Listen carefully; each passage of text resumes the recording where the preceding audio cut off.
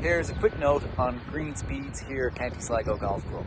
So we actually check our green speeds in the morning and usually in the afternoon every day as well. And this is so we can see what we do in the morning, see how it impacts the performance of the greens and how that translates into the afternoons as well. We use the usual standard Stimpmeter, usually purchased from the USGA. It is a grooved piece of metal, 3 feet long. It actually has the measurements on the side, and it has a notch in it where you set up on a green, usually on the flattest part where you can find a flat area. You put a golf ball in the notch, and as you lift up the Stimpmeter, gravity will pull the golf ball out of that notch.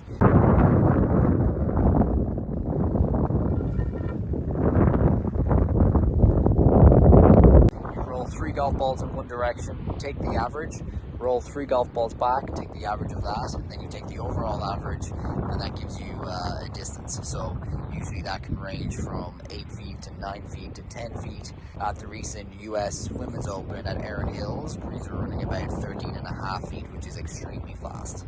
Here at County Sligo, particularly for myself in my first year here, we're looking at what our range of speed should be. So we don't set a number, say 9.5 feet, and continue that throughout the whole year. It doesn't quite work like that.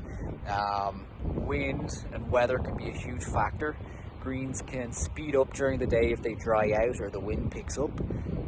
Greens can slow down sometimes during the day if you get a bit of rain or they're growing a bit more than we want. For us, what we're aiming for is really to have the speed stay consistent throughout the day. If it gets a little bit quicker as it dries out, we don't really see that as a bad thing, it's a good thing. So, however, here with the challenges of the property and especially the wind and the slopes of some of the greens, we do have to be careful not to push things too far. So unlike at Parkland golf courses, wind plays such a huge factor in green speed. So we have seen a 1 foot or 2 foot difference when we're stimping greens and we're going into the wind versus with the wind. So the wind can really add almost a 2 foot difference to the speed of your golf ball when you're playing and you're pushing the greens, which is incredible. So that's something that we have to be really careful if we push speeds too fast, and especially with some of our slopes like number 4 and number 17 in particular.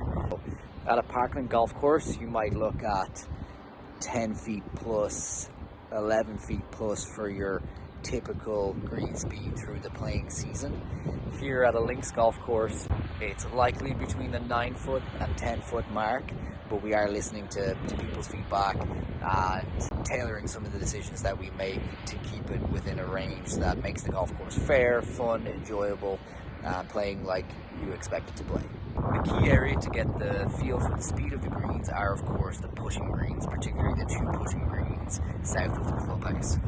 The goal is to have those greens performing the same as the greens out on the actual golf course, and that's where you can get a good feel for what the pace of the greens will be when you go out to play.